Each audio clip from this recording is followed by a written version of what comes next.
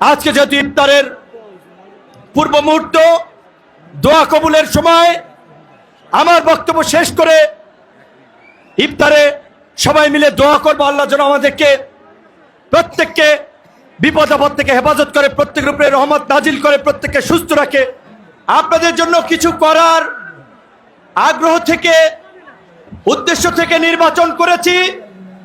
এই পিছিয়ে পড়া অনুন্নত গলাচিপা 10 মিনার জনপদ এবং মানুষের ভাগ্যের উন্নয়নে কিছু করতে চাই।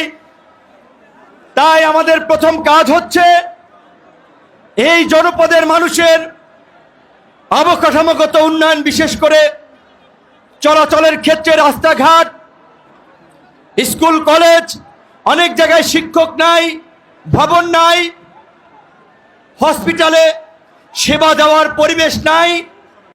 আজকে যেহেতু আমরা জনপ্রতিনিধি নির্বাচিত হয়েছি, আজকে বন্ধের দিনে আপনাদের প্রতি কৃতজ্ঞতা থেকে আপনারা যে স্যাক্রিফাইস করেছেন, আপনারা যে ত্যাগ স্বীকার করেছেন, সেই ত্যাগের মূল্যায়নের জন্যই আপনাদের প্রতি সম্মানের জায়গা থেকেই খুব অল্প সময়ের সফরে গলাচিপা এসেছি। আগামীকালকে 10 মিনা এবং সকালবেলাও গলাচিপা প্রশাসনের সাথে মিটিং, এই এলাকার উন্নয়ন অবকাঠামো নিয়ে।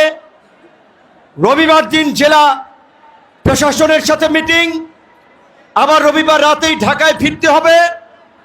হয়তো এই সংক্ষিপ্ত সময়ের মধ্যে সকলের সাথে দেখা করা সম্ভব হবে না, কিন্তু আমি আপনাদের সন্তান হিসেবে, ভাই হিসেবে এটুকু বলতে পারি, একটু গুছিয়ে উঠলেই আপনারা কাছে পাবেন। আপনাদের যে কোনো সমস্যায় আমার কাছে আসবেন। আমি যে ওয়াদা করেছি, অঙ্গীকার করেছি, সেটি পূরণে ইনশাল্লাহ আমি কাজ করব। আমি শুধুমাত্র আজকে আপনাদেরকে কিছু কথা প্রধানমন্ত্রীর পক্ষ থেকে, সরকারের পক্ষ থেকে বলতে চাই, যেটি নির্বাচনের আগে আমরা ওয়াদা করেছিলাম। দল মত রাজনীতির ঊর্ধ্বে থেকে এই গলাচিপা 10 মিনার উন্নয়নে, এই গলাচিপা 10 মিনায় একটি নতুন পরিবেশ তৈরি করার ক্ষেত্রে সকলকে নিয়ে আমরা কাজ করব। আমাদের মাননীয় প্রধানমন্ত্রীও আমাদের মন্ত্রী পরিষদের মিটিংয়ে সেই দিক নির্দেশনা দিয়েছেন। সরকারের যে সামাজিক সুরক্ষামূলক বিভিন্ন কার্যক্রম আছে, সেখানে যেন প্রকৃত অসহায় দরিদ্র মানুষ যেন সুবিধা পায়, সরকারি অফিস আদালতে যেন মানুষ ঘুষ এবং দুর্নীতি মুক্ত সেবা পায়, প্রশাসনকে জনগণের দোরগোড়ায় নিয়ে যাওয়া, জনগণের জন্য কাজ করার জন্য ডেডিকেটেড করা। ইনশাল্লাহ আমরা অফিসিয়াল দিক নির্দেশনা এবং আলাপ আলোচনার মাধ্যমে আমরা সেই পরিবেশ তৈরি করব, এবং কোনো মানুষ যেন রাজনৈতিকভাবে হয়রানির শিকার না হয়, আমরা সেই পরিবেশ নিশ্চিত করব। আমাদের নির্বাচনী কমিটমেন্ট অনুযায়ী ওই চরের জমিতে যেন কেউ জোর জবরদস্তি করে দখল করতে না পারে, কৃষকরা যেন তার মালিক হয়। হাট বাজার, লঞ্চ ঘাট, খেয়াঘাটে মানুষকে জিম্মি করে যেন অতিরিক্ত টাকা আদায় করতে না পারে। আপনারা দেখেছেন ওই আমখোলার তরমুজের ঘাট আমরা হরিদাবপুর উন্মুক্ত করে দিয়েছি।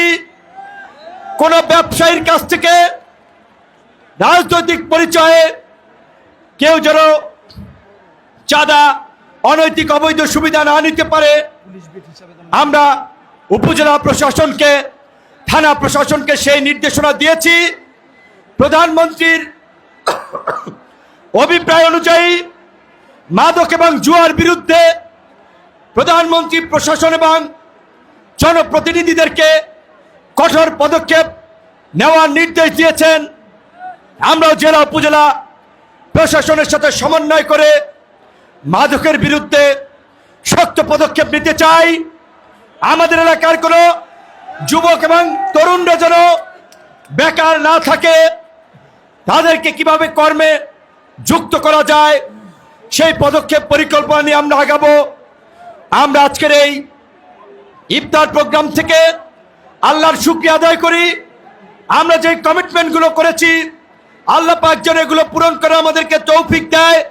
এই গলাচিপা 10 মিনিট যেন আল্লাহর খাস রহমত নাজিল করে আমরা যেন মিলেমিশে বসবাস করতে পারি।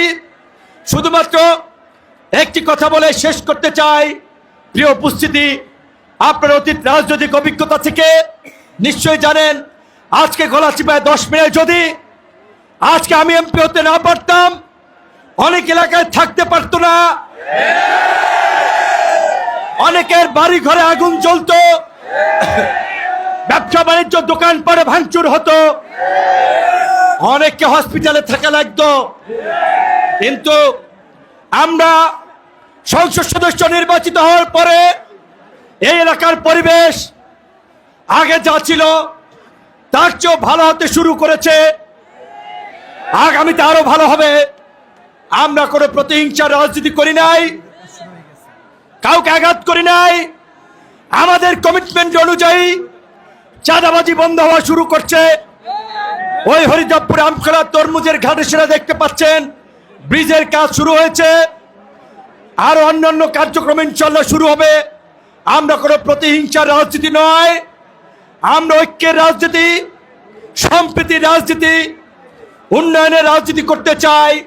তাই সকলকে ঐক্যবদ্ধ থেকে একসাথে এলাকার উন্নয়নে কাজ করার আহ্বান জানিয়ে আজকে যেহেতু ইফতারের পূর্ব মুহূর্ত, দোয়া কবুলের সময়, আমার বক্তব্য শেষ করে ইফতারে সবাই মিলে দোয়া করবো আল্লাহ যেন আমাদেরকে প্রত্যেককে বিপদ আপদ থেকে হেফাজত করে, প্রত্যেকের উপরে রহমত নাজিল করে, প্রত্যেককে সুস্থ রাখে। ধন্যবাদ।